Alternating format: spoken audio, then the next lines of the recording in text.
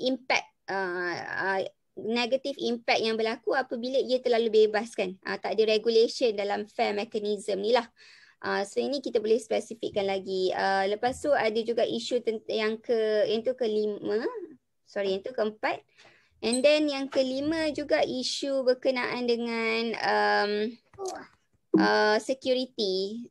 Security lah apabila orang yang naik bukanlah orang yang memesan sebenarnya kan. Security pada driver tadi tu sendiri. Sebenarnya saya rasa ada lagi dua tapi saya tak list kat sini. Tapi itulah saya nak, ini antara perkara yang saya nak lontarkan lah since saya ada kat sini malam ni. Mungkin boleh dapat jawapan berkenaan ataupun respon dengan berapa tadi, 5 perkara yang lagi satu. Okey, saya dah ingat. Yang keenam ialah modul. Kan kita ada kena ambil modul apa nama dia? Modul sorry apa? PSV, yes, betul. So PSV untuk e-hailing drivers ni, untuk isu yang keenam ni ialah PSV untuk e-hailing drivers ni tidak komprehensif. Maksudnya ada banyak perkara yang tidak disentuh. Diorang expect apa benda yang sepatutnya taxi drivers tahu, itu je yang e-hailing drivers sepatut tahu. Sedangkan ada perkara-perkara contohnya dari segi sistem, dari segi teknologi, dari segi pencukaian yang agak berbeza dengan taxi drivers. So perlulah ada rombakan dan rombakan semula ataupun kaji semula PSV yang untuk e-hailing drivers supaya bila diorang jadi driver, diorang taklah terkapai-kapai, tiba-tiba tax kena, diorang tak simpan receipt contohnya. So bila tax tu diorang kena bayar tinggi sedangkan diorang tak perlu, ada benda turunkan tapi mungkin dia tak simpan receipt dan dia tak ada pengetahuan contohnya. Dan macam yang isu sebelum ni saya ada sebut isu yang macam isu yang bila kena ban tu dia jadi tak fair lah pada driver sebab driver sebenarnya keluarkan duit yang banyak untuk start buat bisnes e-hailing ni kan. So it's not fair for them. Okay. So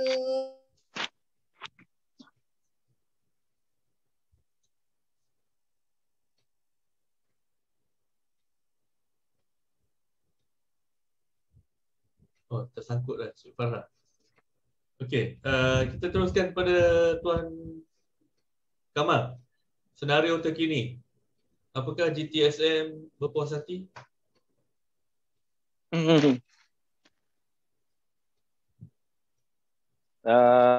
Sejujurnya memang kita tidak berpuas hati lah.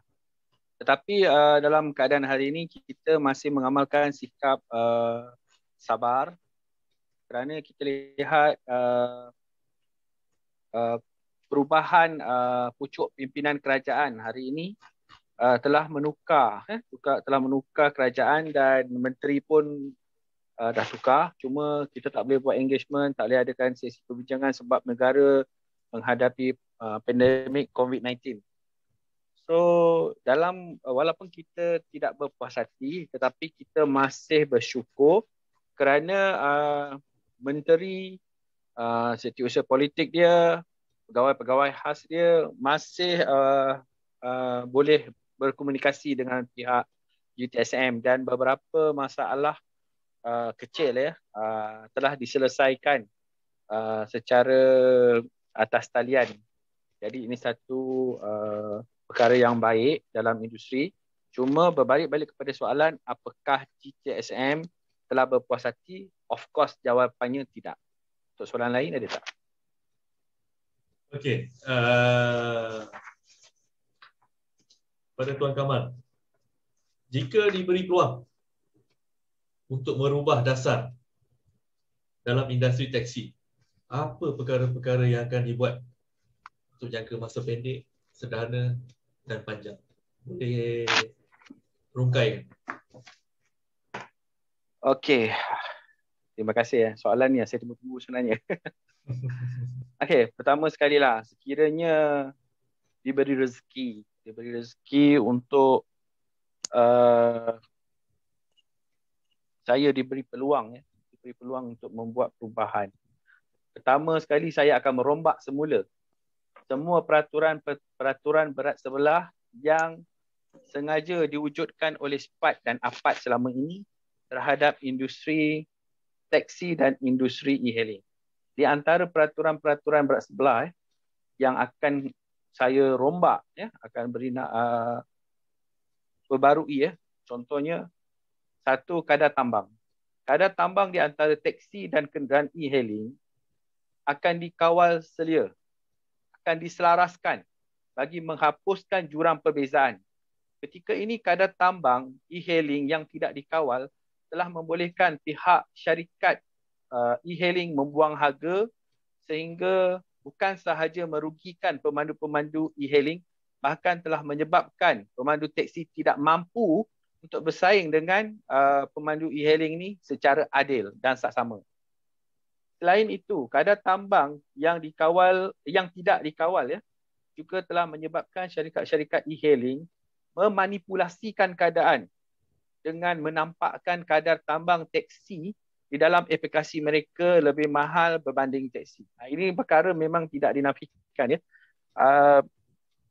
Sejarah saya sendiri bawa teksi, saya dulu pernah ada guna apps My Taxi, tukar pada GrabCar.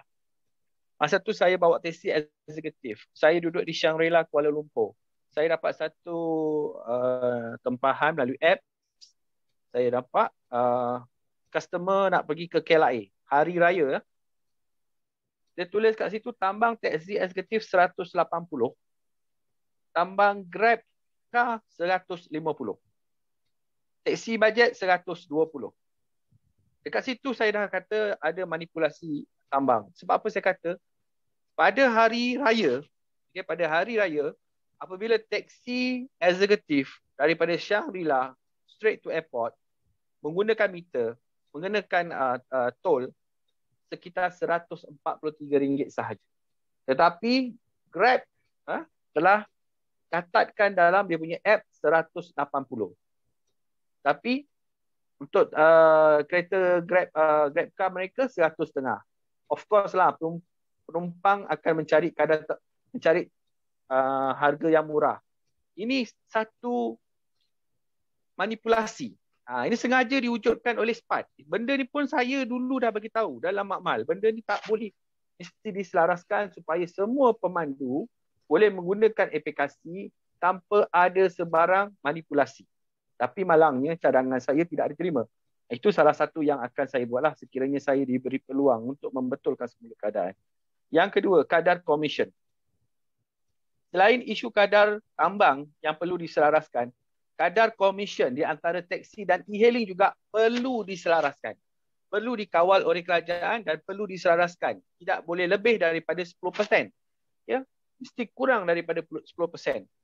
Okey, ketika ini perbezaan kadar komisen yang sengaja diwujudkan oleh SPAT ataupun APAT telah menyebabkan syarikat-syarikat e-hailing sekali lagi memanipulasikan tempahan penumpang. Semua tempahan penumpang akan dialihkan ataupun akan pindah kepada pemandu e-hailing. Kenapa? Orang bodoh pun boleh fikir. E-hailing ni, syarikat, dia meniaga. Dia bagi penumpang kepada teksi, dia untung 10%. Dia bagi pada e-hailing, dia untung 20%. So, takkan dia nak bagi pada teksi? Dia akan pindahkan semua tempahan penumpang ni kepada kenderaan e-hailing. So, pemandu teksi jadi apa? Jadi tunggul. Ini masalah dia. Sebab itu saya kata tadi, kadar komisen ini perlu diselaraskan. Bila diselaraskan, syarikat ini dia tak ada kepentingan. Dia kata aku bagi pada e-hailing, kereta e-hailing pun aku untung 10%, aku bagi teksi pun 10%. So dia akan berlaku sama adil, sama rata. Selesai masalah. Nampak tak? Jadi ini pun saya akan perbetulkan, ya. Dan dari info yang saya dapat juga, ini berkenaan kadar komisen, kadar komisen, kadar tempahan penumpang, ini pun saya dapat info baru-baru ini. Bukan barulah, dah lama juga ya saya dah terima aduan. Sekarang ini tempahan penumpang dikategorikan 4 kategori. Okey. Keistimewaan diberikan kepada semua pemandu e-hailing yang menyewa kenderaan Grab. Mereka ini akan diberi keutamaan. Keutamaan kedua, dia akan bagi kepada pemandu yang menyewa kereta-kereta daripada syarikat-syarikat rakan Grab. Tempahan kedua. Untuk tempahan grade ketiga pula, dia akan bagi kepada pemandu-pemandu e-hailing yang menggunakan kenderaan persendirian. Dan grade keempat, sampah, barulah dia akan bagi kepada pemandu teksi. Inilah yang berlaku. Sebab itu, sekiranya saya diberi peluang untuk membetulkan keadaan, benda-benda ini saya akan selaraskan semula. Saya akan lihat perkara-perkara ini. Itu kedua. Ketiga, berkenaan permit EVP. Saya dengar tadi macam-macam isu ada. Ya, jadi permit EVP ni sebenarnya sejak 2014 lagi saya telah menyarankan kepada SPAT dan menuntut kepada kerajaan supaya permit EVP ini, masa tu belum ada nama EVP lah, permit kenderaan kereta sapu tadi saya bagi tahu, perlulah diserahkan kepada pemandu-pemandu e-hailing supaya sistem penjajahan moden yang berlaku hampir 30 tahun lebih di dalam industri teksi tidak diteruskan di dalam industri e-hailing.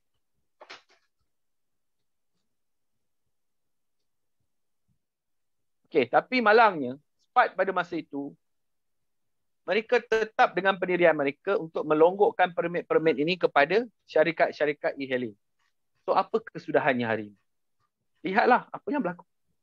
APAT bukan sahaja tidak mampu memberi statistik pemandu e-hailing yang tepat kepada kerajaan seperti Encik Rizal Adam bagi tahu semalam berkenaan bantuan permai di mana APAT sedang menyusun semula pemandu-pemandu e-hailing ini statistik dia. Nampak? Ini benda-benda berlaku. Kalau dari awal mereka ikut pandangan daripada kami, daripada pemain industri, tak timbul isu-isu macam ni. Dia tekan saja berapa pemandu e-hailing, semua keluar. Tepat dapat jumlah. Tapi sebab dia nak longgokkan permit-permit ni kepada syarikat e-hailing, ya, nak bantu syarikat e-hailing untuk monopoli, ya, untuk monopoli industri khususnya Grab, dia serahkan permit pada syarikat e-hailing. E-hailing ini sebenarnya syarikat-syarikat e-hailing ni dia sebenarnya penyedia aplikasi. Dia bukan syarikat teksi, tapi malangnya kerana manusia-manusia yang tidak ada hati perut, ya duduk dalam APAT, duduk dalam SPAT, dia longgokkan permit pada syarikat. Syarikat yang menyediakan aplikasi ini dah jadi syarikat teksi. Syarikat teksi yang ada sekarang ni hampir bungkus semua. Ini masalah dia. Kita tak tahulah sama ada berlakunya unsur rasuah atau tidak. Saya tak pasti. Memang kita mempunyai rancangan untuk merujuk semula SPAT dan APAT ini kepada Suruhanjaya Pencegah Rasuah. Cuma keadaan negara ni dengan PKP lah, PKBP lah, macam-macam. Jadi kita tak dapat pergi ke SPIM. Sebenarnya memang kita akan pergi. Kita nak lihat apa yang berlaku. Kalau dulu teksi ni dipanggil SPAT ni dia Suruhanjaya. Memang susah sikit agensi-agensi kerajaan lain nak masuk. Tapi sekarang mereka cuma APAT, sebuah agensi sahaja. Jadi saya rasa lebih mudah untuk Suruhanjaya Pencegah Rasuah masuk. Ya. Jadi, okey, untuk menjayakan program ini, okey, suka atau tidak, saya berharap semua pemandu e-hailing, khususnya rakyat Malaysia, perlulah menghormati kedaulatan undang-undang. Ya. Perlu melihat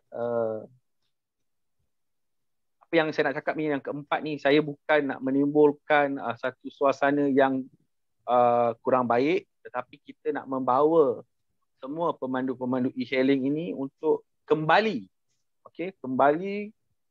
menghormati rukun negara. Okey. Kita kena faham, teksi adalah satu perkhidmatan mengambil penumpang dari satu destinasi ke satu destinasi dengan mengenakan kadar tambang. Perkhidmatan itu telah termaktub sebagai satu perkhidmatan komersial. Apa yang sedang dilakukan oleh kenderaan-kenderaan e-hailing ataupun aktiviti e-hailing adalah satu aktiviti yang 100% sama dengan teksi, iaitu mengambil penumpang dari satu destinasi ke satu destinasi dengan mengenakan kadar upah. Jadi saya harap pemandu e-hailing boleh terima sekiranya saya memberitahu saya mencadangkan ataupun saya akan berusaha akan terus menuntut supaya aktiviti e-hailing itu ditakrifkan sebagai komersial selaras dengan peraturan ketetapan yang telah dikenakan kepada pemandu teksi, aktiviti teksi yang telah mencecah sehingga 30 lebih tahun.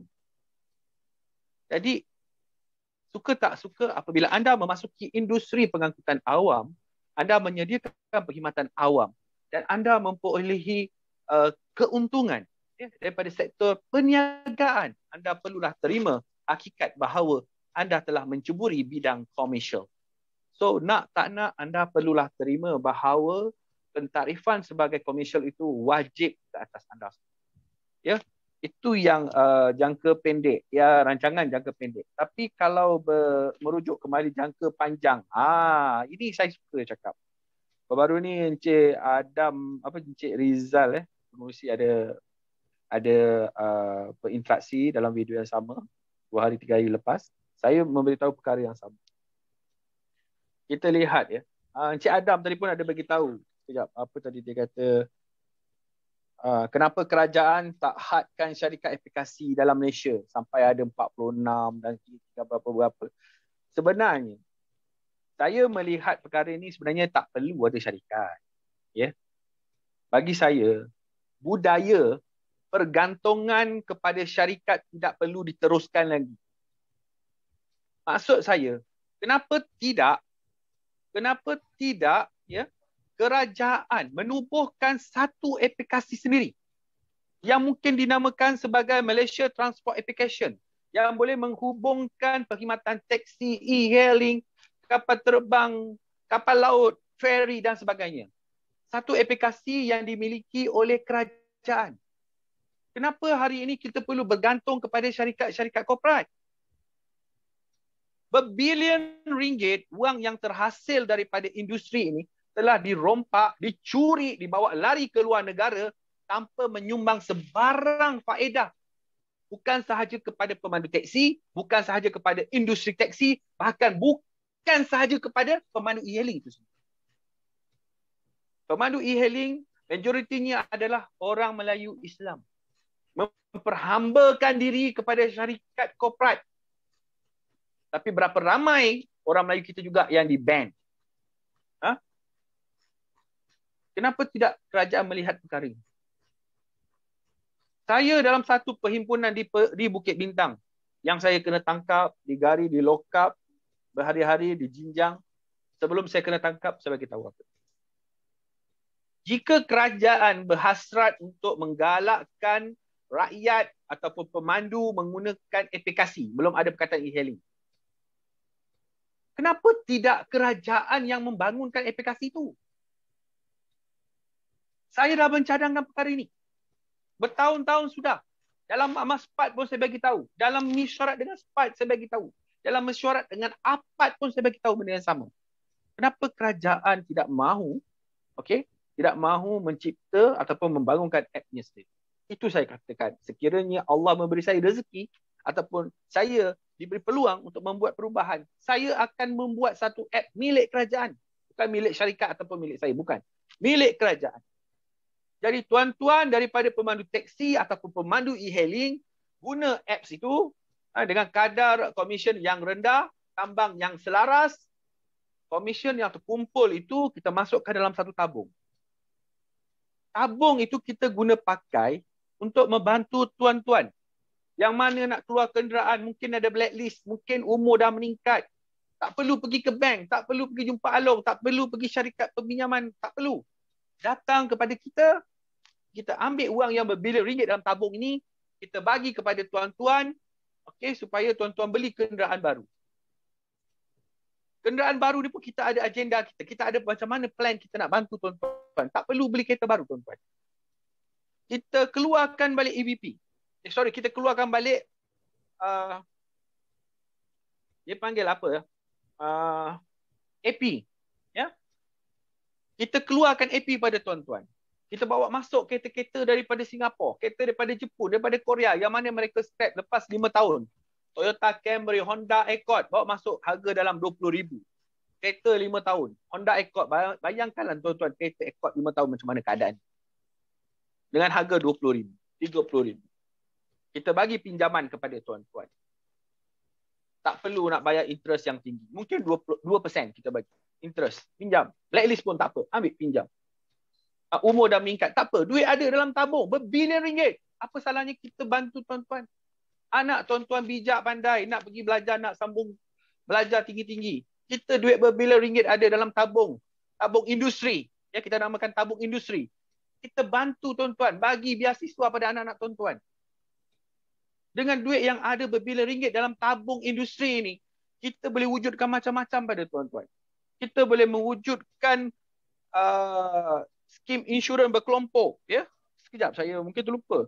Kita boleh membayar caruman kepada tuan-tuan. Kita boleh mewujudkan ekonomi pemandu. Macam-macam kita boleh wujudkan.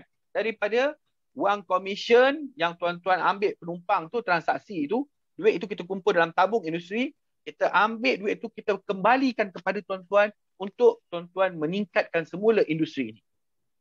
Ini plan yang kita ada. Apa yang berlaku sekarang?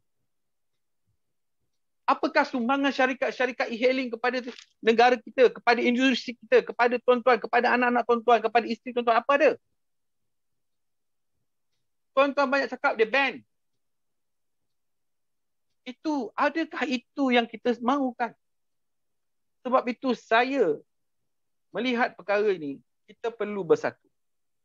Tadi Encik Rizal Adam ada bagi tahu apa nanti saya sebagai senator lah apa semua kan. Sebenarnya benda ni memang saya awal-awal lagi saya dah bagi tahu. Ya. Saya memang tidak pandai tentang politik. Saya akui, saya memang zero pasal politik. Tetapi tadi saya pun ada baca tadi ada kawan kata politik isu lain. Itu silap sebenarnya tuan-tuan. Itu silap sebenarnya. Dulu pun masa saya mula menyertai perjuangan teksi pun orang kata persatuan-persatuan jangan masuk politik. That's wrong. Itu salah sebenarnya. Kenapa saya kata salah? Kita lihat ya, tuan-tuan ya. Kewujudan Grab adalah daripada BN. Okey. Orang-orang yang duduk jadi menteri apa semua ni adalah orang yang menang daripada undi. Daripada politik diorang diangkat. Okey. Tumbang, naik PH. Naik PH pun isu kita pun tak dibela tuan-tuan. Ya sekarang PN.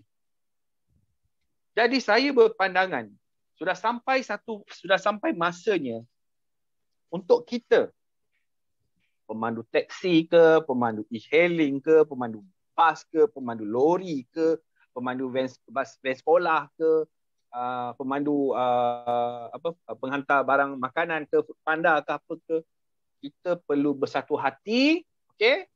Nak tak nak PRU akan datang, kita mesti bertanding. Kita mesti mencari kita punya wakil-wakil, tak kisahlah daripada pemandu taksi ke, daripada e-hailing ke, daripada pemandu bas ke, daripada pemandu lori ke, bertanding dan apabila kita menang, kita akan demand jawatan dalam kabinet ataupun dalam Dewan Rakyat. Sebab apa saya kata kita perlu duduk dalam Dewan Rakyat? Supaya segala masalah kita dapat kita suarakan dalam Dewan Rakyat. Kalau kita harapkan ahli politik yang ada daripada dulu sampai sekarang tuan-tuan, mereka tidak akan menyuarakan kebajikan tuan-tuan secara konsisten dalam Dewan Rakyat. Sebab itulah nasib kita dari dulu sampai sekarang tak dapat dibela.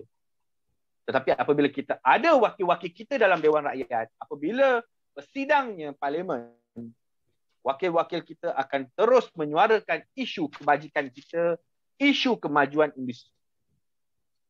Sebab itu, saya bagi tahu tuan-tuan, suka tak suka, sudah sampai masanya untuk kita semua bersatu hati untuk melihat perkara ini lebih jauh ke hadapan. Ya, saya ucapkan tahniah kepada e-hailing ni, dia punya sekolah apa tadi? Saya pun lupa tadi. Sekolah apa tadi? Sekolah dasar. Sekolah dasar. So, ini semua satu usaha yang baik tuan-tuan. Ya, saya melihat ini satu benda yang baik. Tetapi tidak cukup setakat itu sahaja jika kita punya jentera di bawah tetapi kita taklah angkat ke atas. Sebab bila kita ada jentera di bawah, kita masih mengharapkan kepada agensi-agensi yang ada, macam APAD sekarang ni semua, apakah tuan-tuan yakin ataupun perempuan yakin kita punya isu ni dapat diselesaikan? Saya berani cakap, saya tak lama dalam industri, sekitar 18 tahun sahaja. Saya berani cakap, kalau kita masih berpendirian seperti dahulu, sampai bila-bila pun kita tak akan berjaya. Maka itu kita kena berubah. Saya punya hala tuju, saya punya pandangan. Sampai satu masa apabila kita dah ada wakil-wakil kita dalam Dewan Rakyat, yang pertama sekali kita perlu mewujudkan kesatuan pemandu. Apabila kita dah ada kesatuan, secara automatik kita akan ada akta. Akta yang akan melindungi kebajikan kita semua. Hari ini kita lihat jumlah pemandu teksi, kereta sewa, van, bas, lori dan sebagainya mencecah hampir 1.6 million di seluruh negara termasuk Sabah dan Sarawak. Ya, tetapi dari dulu, dari merdeka sampai sekarang tak ada satu akta pun yang melindungi kebajikan. Datang Grab, buat undang-undang, jalan. Tak ada orang yang boleh fight sebab kita tak ada akta untuk melindungi kebajikan. Tapi kalau kita ada akta, contohnya lah kita tengok macam kesatuan pekerja. Apabila kerajaan nak buat sesuatu, mereka perlu ada engagement dengan kesatuan. Kesatuan kata okey baru boleh buat. Tak ada, tak boleh buat. Itu kesatuan sekerja. Tetapi kita tak ada. Jadi saya minta kepada tuan-tuan, marilah kita bersama-sama kita melihat benda ini untuk maju ke hadapan. Bagaimana kita boleh bekerjasama, kita ketepikan perbezaan pendapat, kita carikan titik kesamaan untuk kita bersama-sama angkat martabat kita ini, untuk kita berjuang bersama-sama supaya sampai satu masa kalau kita tak ada sekalipun, apa yang kita usaha ini dapat memberi manfaat pada rakan-rakan ataupun anak saudara kita yang mungkin akan menceburi bidang perkhidmatan yang kita buat. Jadi itu pencerahan saya. Mungkin selepas ini ada sambungan. Jadi saya serahkan balik kepada Encik Rizal untuk meneruskan. Okey. Dia kesatuan sekerja ni baru ni kalau saya dengar ada satu klip video yang Encik Sharom ada hantar. Kalau kata untuk pemandu teksi ni, mereka ni ada SSM. So tak boleh nak adakan kesatuan sekerja sebab mereka ni bukan pekerja. Macam kalau kata untuk private car e-hailing ni pula yang saya difahamkan, mereka ni tiada penarafan. So tak ada taraf lagi. So tak boleh nak letak di mana-mana lagi buat masa ni. Belum ada dia punya. Itu saya bagi tahu Encik Rizal dulu lagi saya bagi tahu. Bukan dulu, beberapa hari yang sudah saya bagi tahu. Saya bagi tahu, saya ulang lagi sekali saya bagi tahu. Mereka boleh mengatakan tak ada pentarifan, tak ada apa semua. Tetapi kalau kita dah bersatu, kita dah ada wakil kita dalam Dewan Rakyat, kita boleh usahakan kepada kita. Baik, insyaAllah. Okay, kita perlu melihat kepada Encik Sharom, sama juga untuk industri e-hailing. Ya, jika diberikan pilihan untuk merubah dasar, apa perancangan ataupun apa cadangan yang akan dibuat untuk jangka masa pendek, sederhana dan juga panjang? Boleh serba ringkas sebab kita dah kesetukan masa ni, Encik Sharom.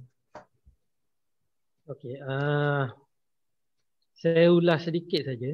Sebab apa yang Encik Kamal telah bangkitkan tadi sebenarnya, inilah yang telah kita bincangkan antara ahli-ahli saya sendirilah.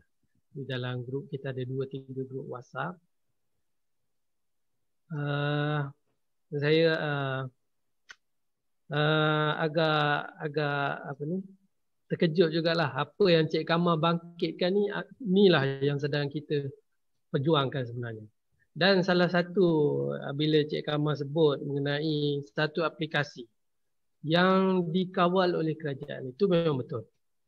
Kerana salah satu apabila saya berhubung dengan Jabatan Hal Ehwal Kesatuan Sekerja, Bila dia orang kata e-hailing ni tiada penarifan, kerana tak tahu nak letak dekat mana, kontrak worker ke ataupun bekerja sendiri, sebagai pekerja atau bekerja sendiri. Jadi tak boleh buat tubuh satu kesatuan sekerja, sebab melalui kesatuan sekerja sajalah kita boleh menyelesaikan sebarang pertikaian dengan syarikat-syarikat, dengan syarikat ni, yang kita boleh duduk semeja yang boleh dapatkan keputusan timbang tara yang tidak berat sebelah mana-mana pihak. Jadinya kadar tambang, harga siling, komisen yang lebih rendah, tiada kelebihan prioriti kepada mana-mana yang menyewa kereta sewa ataupun kereta sendiri dengan syarikat. EVP diberikan kepada pemandu untuk pengetahuan Cik Kamal. Benda ni lah yang salah satu perkara yang telah kita bincangkan di kalangan pemandu-pemandu e-hailing. Dan bagi saya lah personally, saya memang setujulah dengan apa yang, sebab memang itulah jalan penyelesaian yang kita nampak, yang kita sebagai pemandu e-hailing juga sendiri nampak perkara ni. Jadi insyaAllah lah apa usaha kita untuk, rasanya memang kita boleh duduk sekali taksi dan e-hailing. Dan salah satu yang perkara yang saya nak kita ubah nanti ialah bukannya persendirian e-hailing, tetapi taksi e-hailing, bukan persendirian e-hailing. Apa yang pegawai JPJ malam kepada saya, kenapa mereka letakkan letakkan persendirian e-hailing? Kerana katanya kereta tu kereta sendiri, tapi cuma guna app saja. Jadi dia orang nak ambil undang-undang persendirian dan undang-undang taksi sikit, ambil situ campur jadi persendirian e-hailing. Jadi benda itulah yang menjadikan benda ni kucak-kacir lah. Dan juga saya pernah mencadangkan kepada grup kita untuk, kalaulah memang betul lah apa Cik Kamal cakap, jika kerajaan tak boleh perjuangkan benda ni, kita tubuhkan satu koperasi atau gunakan koperasi yang sedia ada, PPIM ataupun Kopem, tapi Kopem untuk pemandu e-hailing saja. Kita buat sendiri satu aplikasi yang semua pemandu support benda tu di bawah koperasi. Betul Cik Kamal Jakal andailah kata untuk ya Cik Kamal. Tak dengar suara. Okay, saya nak cakap rancangan yang nak tubuh koperasi, nak buat apps itu semua, ini satu cara yang salah. Mungkin e-hailing baru nak bermula. Langkah-langkah ini e-hailing baru nak start. Tapi kami yang duduk dalam industri taksi, kami telah makan asam garam lebih awal daripada tuan-tuan. Saya berani cakap, benda ini tak akan berjaya. Kerana apa? Kerana syarikat, khususnya Grab, mereka telah memonopoli industri. Kami daripada GTSM sebenarnya kami ada apps taksi kini. Dan yang terbaru kita ada kerjasama dengan UKM untuk menubuhkan lagi satu aplikasi dengan harapan kerjasama GTSM dengan UKM, dengan harapan apps itu boleh diiktiraf sebagai milik kerajaan. Kenapa saya kata begitu? Kerana UKM adalah milik kerajaan. Takkanlah kerajaan nak tengok apps yang dibangunkan oleh UKM itu gagal. Ini satu cara kita sedang usahakan. Tapi kalau kita nak berdikari, nak buat satu app, lepas tu kita nak bersaing, tadi Encik Rizal Adam pun dah bagi tahu. Ada berapa banyak app, semua KO. So, jangan kita membuang masa atau buang duit, kita nak buat apps, lepas tu apps kita mati. Tengok Tugo apa jadi. Saya salah seorang director Tugo. Saya tinggalkan, saya resign. Saya juga salah seorang director kepada Mesra Cap. Saya juga terlibat banyak sebenarnya apps. Kita dah bangunkan. Tapi tak boleh bersaing. Kerana apa tak boleh bersaing? Salah satunya kerana tidak ada kesamarataan. Sebab itu dari dulu sampai sekarang, saya terus memperjuangkan hak kesamarataan. Tetapi apa yang Encik Syarum bagi tahu tadi, you all pun dah bincang perkara yang sama, that mean kita satu haluan. Kita dah nampak depan tu ada penyatuan. Sekarang ni Encik Rizal Pengurusi dah buka laluan. Kita dah mula menuju ke titik penyatuan. Dan ini adalah satu benda yang paling kerajaan takut. Ini. Saya serah semula pada Encik Syarum. Betul. Itu kita terima, saya terima betul juga tu. Sebab kalau kata benda ni tak ada campur tangan kerajaan, dia akan jadi macam syarikat-syarikat ihu lain yang lain lah. Betul lah. Dan jadinya maksudnya untuk jangka masa pendek lah tu.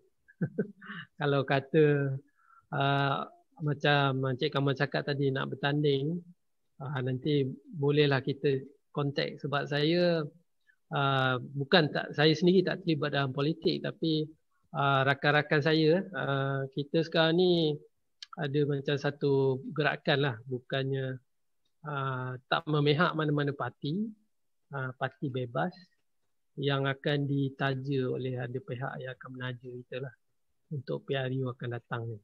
Mungkin kita boleh berbincang lebih lanjut mengenai perkara itu. Sebab saya nampak memang kita perlu ada individu yang faham mengenai industri di dalam kabinet ataupun di dalam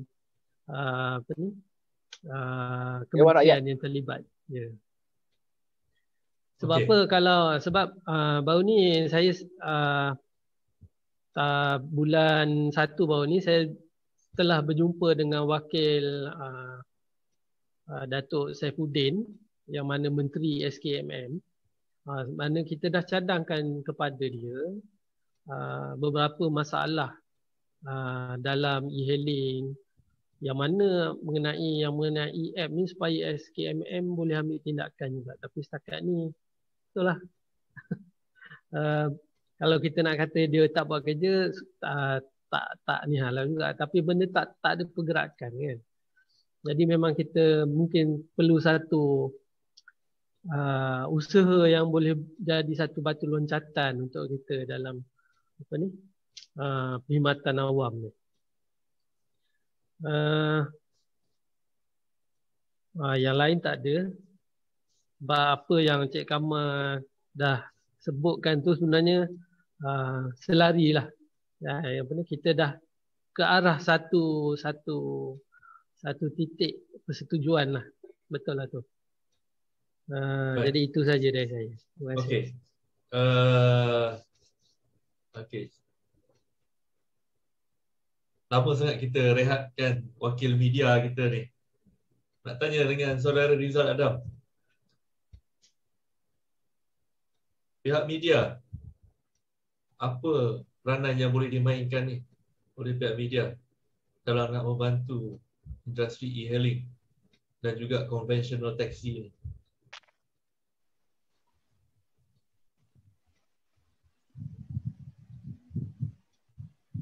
Baik, terima kasih. Tak nak saya jadi apa kalau saya dapat jadi apa mentadbir.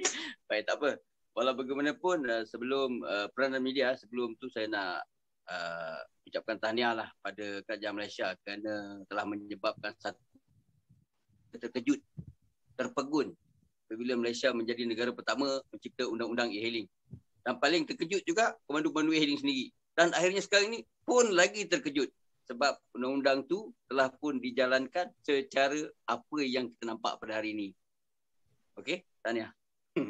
Jadi pihak kami ada kalanya isu ni walaupun kadang-kadang secara sinis kami cuba sampaikan apa yang menjadi kebaikan untuk pemandu kami sampaikan.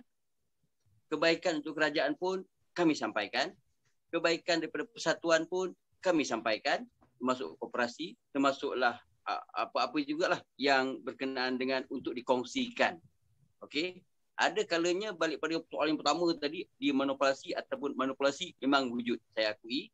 Dan saya cuba dekat sini untuk mengolah supaya kami ini taklah dilihat terlalu agresif untuk di pihak pemandu, agresif di sebelah syarikat. Tapi tujuan kami adalah untuk mengangkat industri itu sendiri.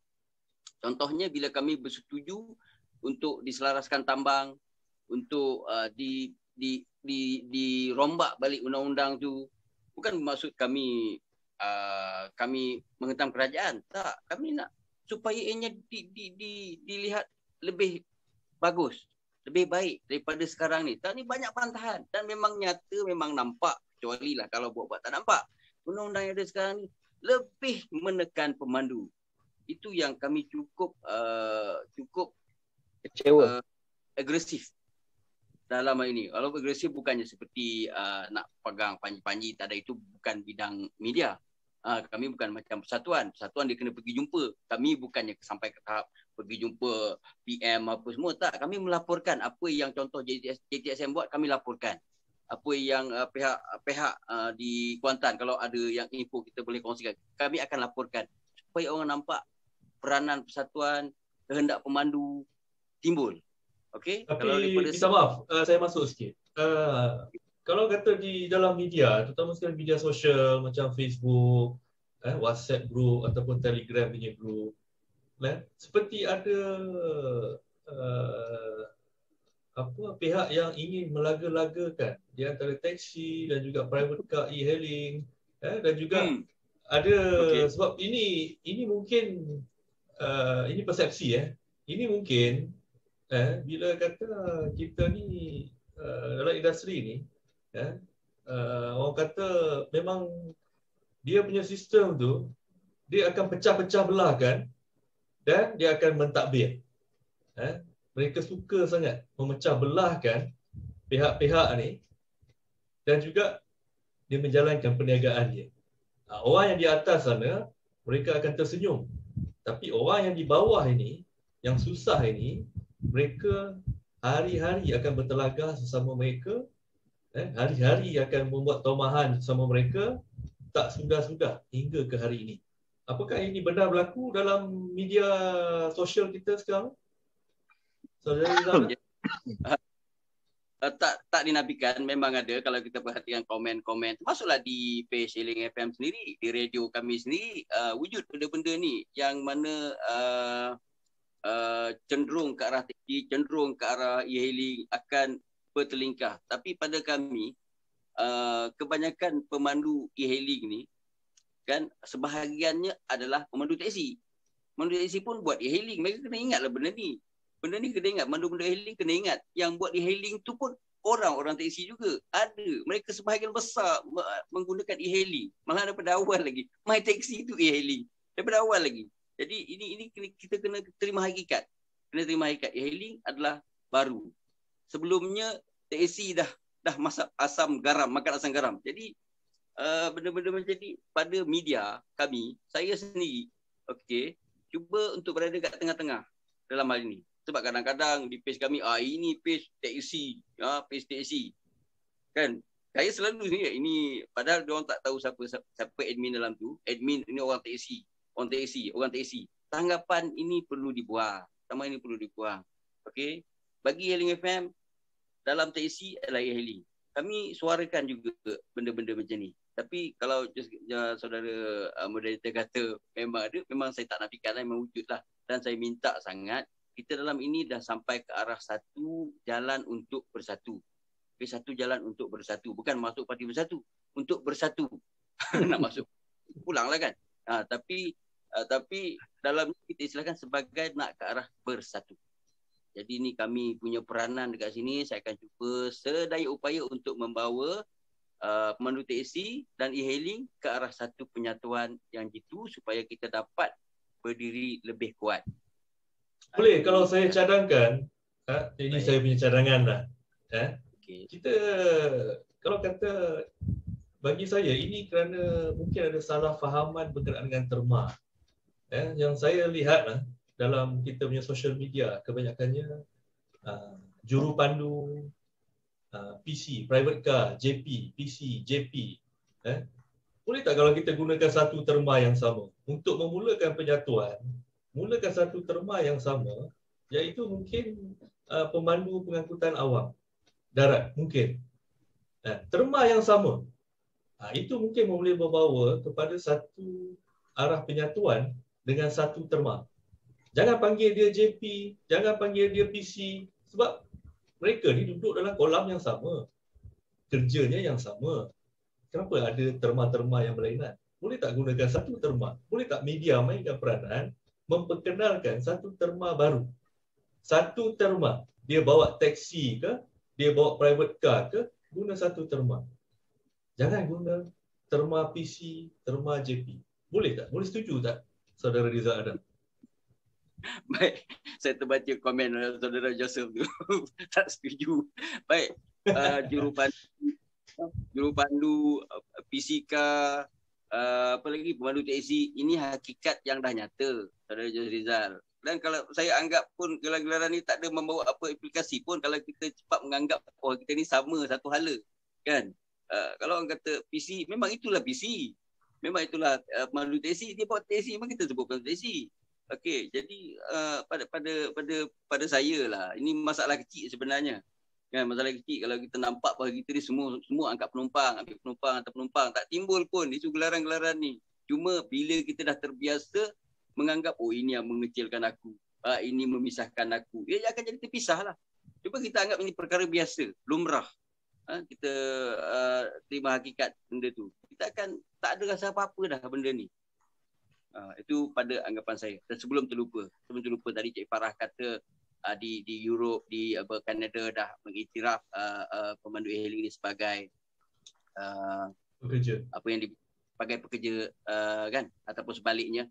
Di Malaysia kita dah ada satu kes yang amat menarik perhatian, mungkin akan disebut semula pada bulan Mac ini, yang mana Peguam mewakili pemandu e-hailing di Johor Bahru telah membawa kes ke Mahkamah Tinggi menyeret Menteri Sumber Manusia sebab menghalang pemandu Grab ini mengambil mula kesnya di ban secara tidak adil untuk dibawa ke Mahkamah Perusahaan, tapi oleh kerana atas izin Mahkamah Perusahaan perlu mendapatkan keizinan Menteri Sumber Manusia, tapi Menteri Sumber Manusia tidak mahu membawa atas sebab-sebab penilaian beliau.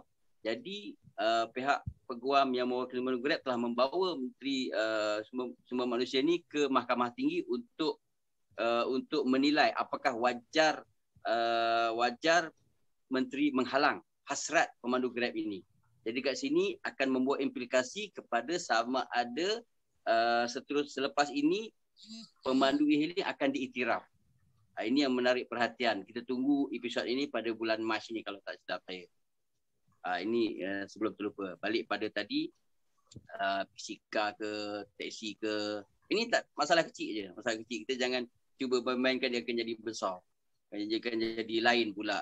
Kan? Kita sama je. Itu pada saya. Okay. Siraj, anything you want to add on? Because Farah dia ada urusan. Siraj adalah kita punya peguam. Okay, terima kasih Cik Izal. Dah ramai orang hebat-hebat yang dah bersuara dengan isu-isu yang berbangkit banyak betul, dan kami di bahagian sekolah dasar kita take note semua benda dan kita masukkan dalam catatan sebagaimana yang ada penambahan daripada isu-isu yang sebelum ni juga kita masukkan, kita ambil maklum. Saya nak tekankan secara ringkas je lah, mana kita saya tak perlu, saya rasa tak ada masa pun nak detailkan setiap satu benda, tapi ada 3 perkara yang kita boleh ambil kira untuk langkah seterusnya. Ini step by step yang option kita boleh ambil kira. Saya pun dah ada tulis sikit lah dekat mesej sebab saya takut saya tak sempat cakap kan. Jadi isu pertama, kalau benda tu dah ada undang-undang tapi enforcementnya tak kuat dan enforcementnya tak dibuat dengan betul oleh pihak berkuasa, pilihannya ada dalam rangka undang-undang, especially dalam perlembagaan, menetapkan kita boleh order lah. Order ni tapi isu dia ialah dia kena difilekan ke mahkamah. Kita ada mandamus ataupun setiausaha ni mandamus ni satu perintah daripada hakim paksa jabatan-jabatan tertentu buat benda yang atas suruh dia buat. Kalau dia tak buat, kan? So kalau dia langgar, memang tindakan tegas hakim akan ambil penjara lah, kan, kepada pegawai yang terlibat tu dan juga kementerian kena bertanggungjawab. Okay, setiausaha ni kita batalkan apa keputusan jabatan tu lah kalau jabatan tu buat keputusan yang tak betul. Tapi isu dia yang kalau kita nak gunakan langkah ni, semua benda keputusan daripada mana jabatan macam APAD ke SPAT ke apa-apalah mesti kena bertulis. Kalau dia tak bertulis, kita ada masalah, kita nak buktikan benda tu dan benda tu tak kukuh lah untuk kita bawa. Jadi kalau jawapan dia bertulis dan jawapan tu letterhead rasmi, baru benda ni boleh jadi isu yang kita boleh batalkan atau kita paksa dia membetulkan keputusan yang dia dah buat. Yang mana contohnya kalau kita apply lesen tak dapat ataupun ada apps yang illegal tapi tak diambil tindakan, kita buat aduan dapat balasan bertulis yang tak betul, balasan tu kita akan guna untuk paksa dia buat betul-betul lah.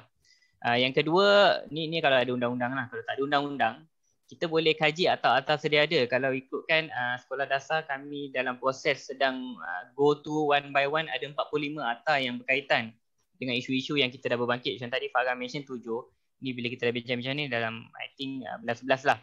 So dalam belas-belas isu ni, kalau ada mana-mana yang dah ada akta, yang ada punca kuasa yang menteri boleh just allocate punca tu menjadikan benda ni sebagai salah satu perintah dia untuk selesaikan isu ni, kita tak pergi parlimen lah.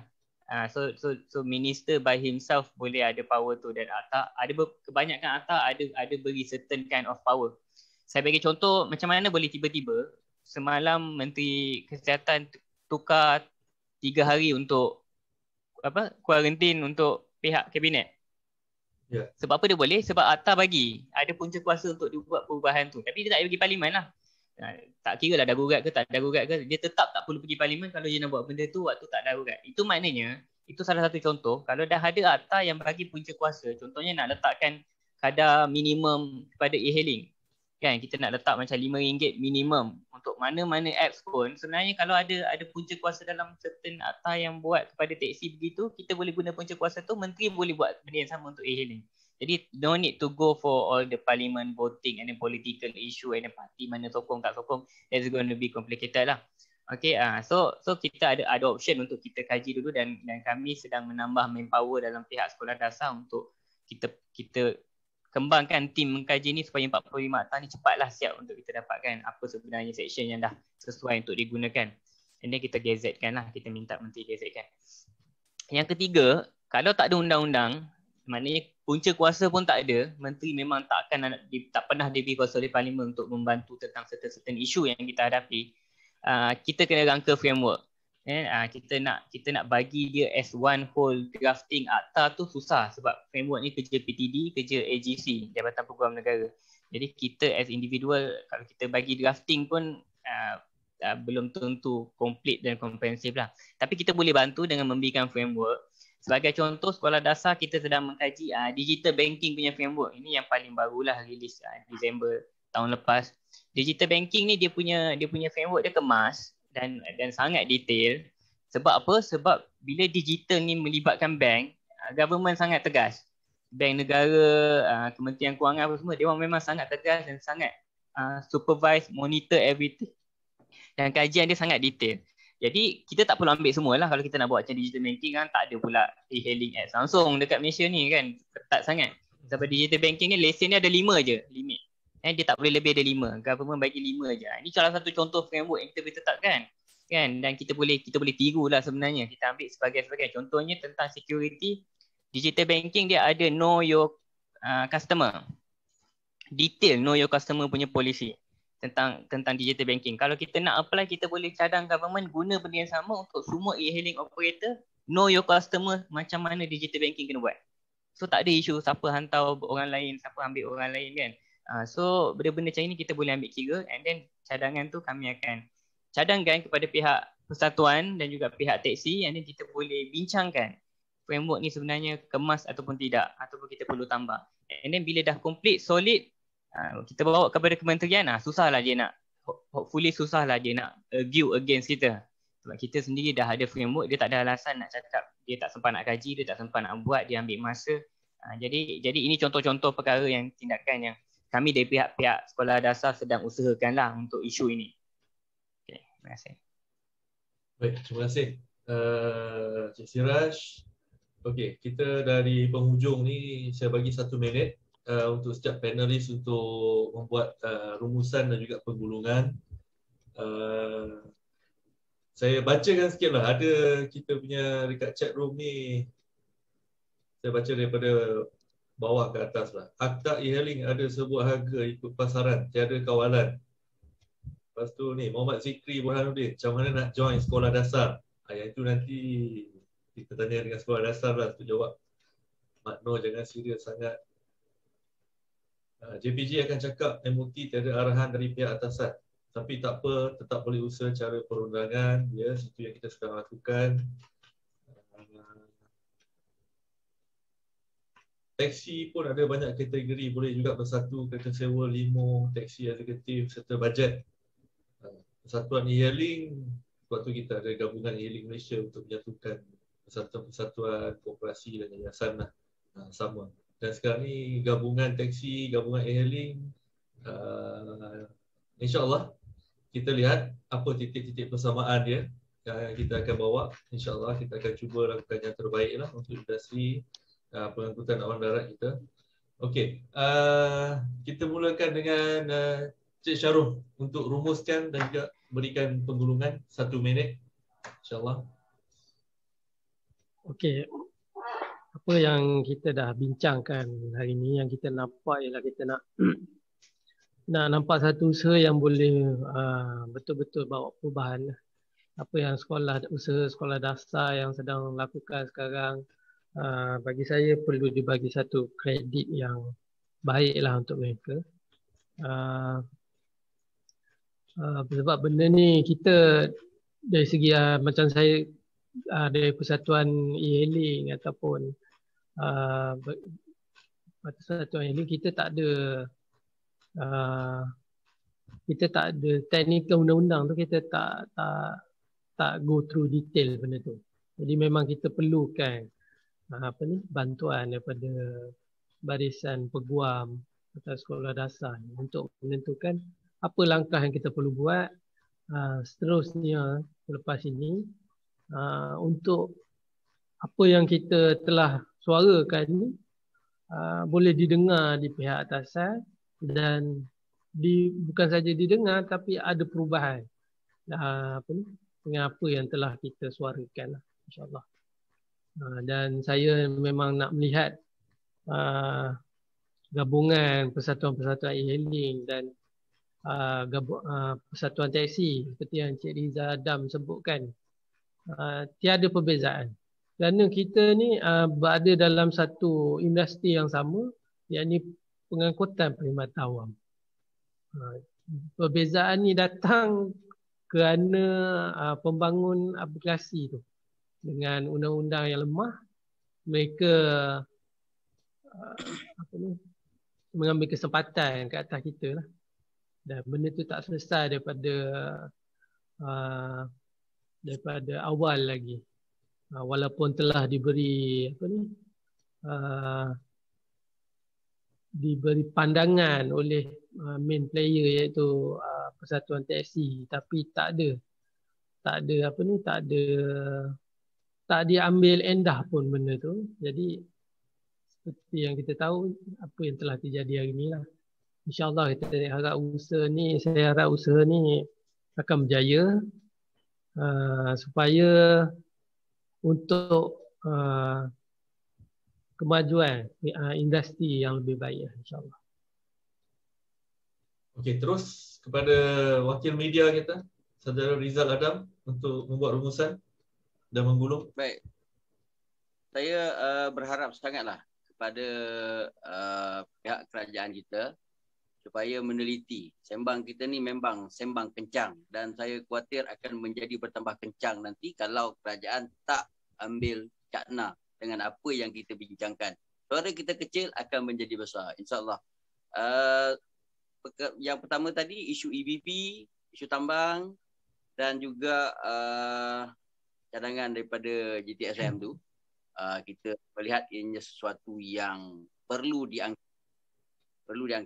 iaitu untuk meletakkan calon dalam PRU 15 tu seawal daripada beberapa bulan yang lepas sampailah ke PRU yang lepas. Ini saya akan cuba mainkan supaya ini akan menjadi duri dalam daging kepada kerajaan. Duri dalam daging ini bukan maksud tak baik, supaya mereka sentiasa akan ambil peduli. Jadi mereka tak akan letak jauh menjuru alam cadangan kita ni. Dia akan melihat, oh mereka ni serius, mereka ni serius. Tak boleh kacau. Kena buat. Jadi benda ni yang kita selalu kena cuit. Kalau kita diam, mereka akan diam. Sebab yang perlu bersuara kita, bukan mereka. Mereka kalau kita tak bersuara, kita diam, mereka lagilah diam. Ini satu langkah yang bagus. Program macam ni. Terima kasih Jam. Kalau menteri terus bersikap membisu, tak mau mengkaji undang-undang, tak mau menyelaraskan tambang dan apa yang kita tuntut pada malam ini, saya percaya akan menjadi innalillahi wa inna ilaihi raji'un semua. Jadi kepada semua yang mengikuti bicara kita pada hari ini, rakan panelis daripada pihak GTSM, Sekolah Dasar, Saudara Joseph Bu, Saudara Siraj, Rizno, Suhaili No, Mak Noh Hamzah, Peti Rahsia Shah Uban, Nur Farhana Ramli, saya sebutkan SM, Aresh, Syamim Karim, KD, Iqbal, Teksi Ceras, Muhammad Zikir, Joni dan Saudara Ismail yang terus setia sampai ke penghujung ni. Terima kasih, anda merupakan pejuang. Bersama-sama dengan kami insyaAllah kita akan berjuang sampai ke titisan darah yang terakhir. Wow, okey ke tu? Jadi salam kemaafan dari saya kalau ada salah silap. Bicara pada singkat pada hari ini, singkat ni ambil masa 3 jam katanya. Kalau tak, mohon maaf banyak-banyak. Kepada Joseph Bu, Happy New Year. Terima kasih. Okey, terima kasih Cik Kamal. Silakan. Okey, pertama sekali saya nak minta tolong Cik Rizal Adam untuk mendapatkan lebih banyak jalinan kerjasama dengan pelbagai pihak media supaya supaya isu berkaitan industri tekstil dapat disiarkan lebih kerap kali ataupun dapat liputan yang lebih meluas. Sebab kita nak tengok kalau boleh jangan hanya satu media sahaja yang menyuarakan isu-isu teksi, khususnya melibatkan kebajikan pemandu teksi, pemandu e-hailing. Kita nak lebih banyaklah kalau boleh tolong dapatkan kerjasama dengan pihak-pihak media yang lain. Okay, untuk mengakhiri sesi kita malam ini, saya berpendapat jika masalah peringkat pelaksanaan di APAD ataupun di LPKP tidak diselesaikan, agensi ini tidak diberi nafas baru oleh kerajaan, khususnya MOT, saya yakin segala masalah di dalam industri teksi tidak akan dapat diselesaikan. Kesannya ia bukan sahaja akan menggagalkan usaha kerajaan membangunkan negara, bahkan akan menyebabkan rakyat bawahan daripada golongan pemain industri, industri pengangkutan awam darat, penghantar barangan, teksi, bas, lori, van, e-hailing dan sebagainya akan menyalahkan kerajaan. Dan seterusnya keadaan ini akan menyebabkan apa yang berlaku pada PRU 14 akan berulang lagi apabila kita tidak lagi memberi sokongan ataupun undi kepada kerajaan yang sedia ada. Bagi saya, segala masalah yang berlaku di dalam industri kita hari ini sebenarnya bagi saya ia adalah satu masalah yang sangat mudah untuk diselesaikan, tidaklah rumit, melainkan pihak-pihak yang diberi tanggungjawab di dalam APAD dan LPKP itu mempunyai agenda-agenda tertentu, khususnya seperti mungkin mereka terlibat dengan gejala rasuah. Sebab itu mereka sengaja mewujudkan suasana yang tidak adil ini, yang akhirnya bukan sahaja telah menzalimi pemandu kami, pemandu teksi, bahkan hari ini kita dapat lihat di mana pemandu-pemandu e-hailing sendiri pun merungut, menzahirkan ketidakpuasan hati mereka, kekecewaan mereka. Jadi bagi saya kita perlulah satu hati untuk untuk memperjuangkan semula industri ini, dan saya suka ingin memaklumkan ya kepada rakan-rakan ataupun pemandu-pemandu e-hailing. Sebenarnya kami tidak pernah untuk menghalang mana-mana pihak mencari rezeki di dalam industri kami. Cuma kami harap biarlah kita mencari rezeki di dalam satu suasana yang adil, saksama dan harmoni. Jadi itu saja daripada saya. Saya ucapkan terima kasih dan saya mohon maaf sekiranya dalam hujah saya malam ini ada menghuris ataupun menyinggung perasaan mana-mana pihak. Saya tidak berhasrat untuk menyentuh perasaan individu tertentu ataupun mengecam sesiapa, tetapi saya terpaksa mengatakan perkara yang benar, iaitu memang punca segala industri ini daripada SPAT dan APAT. Dan untuk mengakhiri ini saya ucapkan terima kasih dan Assalamualaikum, salam sejahtera, salam reformasi taksi, hidup taksi. Wah, trademark dia. Okey, Saudara Siraj, untuk menggulung dan rumusan, silakan.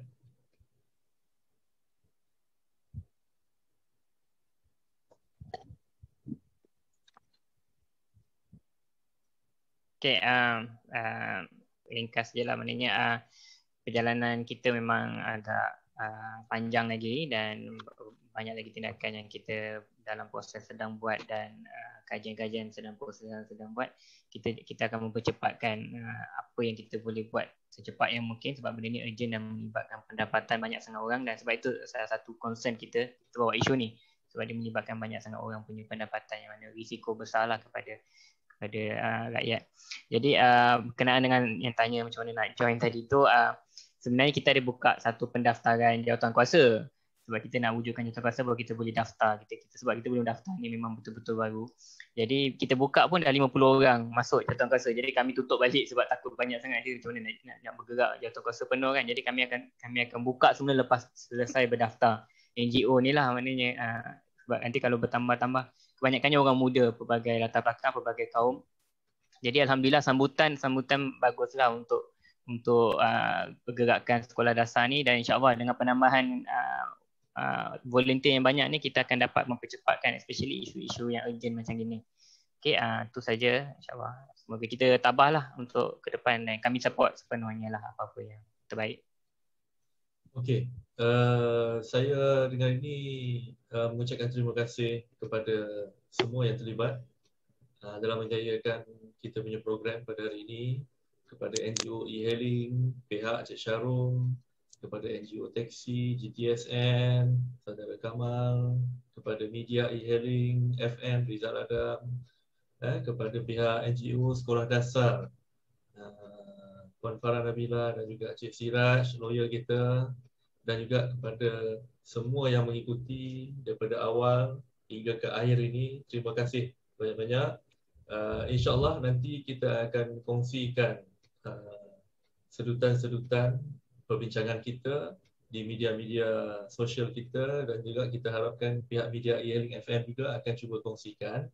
Dan untuk makluman semua, macam Gabungan e-hailing Malaysia dan juga Persatuan Kebajikan Pekerja Industri e-hailing Malaysia, setiap apa kita punya langkah kerja, setiap apa kita punya gerak kerja, memang kita akan keluarkan kita punya media statement, dan kita akan share dan kongsikan kepada list pihak-pihak media, sama ada media cetak ataupun media digital, kita akan kongsikan. Cumanya publish atau tidak publish itu kita serahkan kepada pihak media untuk berkeputusan. Dan minta maaf banyak-banyak kita tak buka, kita unmute untuk kita punya viewers disebabkan oleh kita tidak mahu mengganggu urusan panelis-panelis kita. Dan insyaAllah pada masa yang akan datang kita akan cuba buat lagi sesi-sesi sebegini untuk merancak dan juga memberikan informasi terkini berkenaan dengan industri e-hailing, industri pengangkutan alam darat kita. InsyaAllah kita akan berjumpa lagi. Wabillahi taufiq wa hidayah. Assalamualaikum warahmatullahi wabarakatuh. Sekian, terima kasih.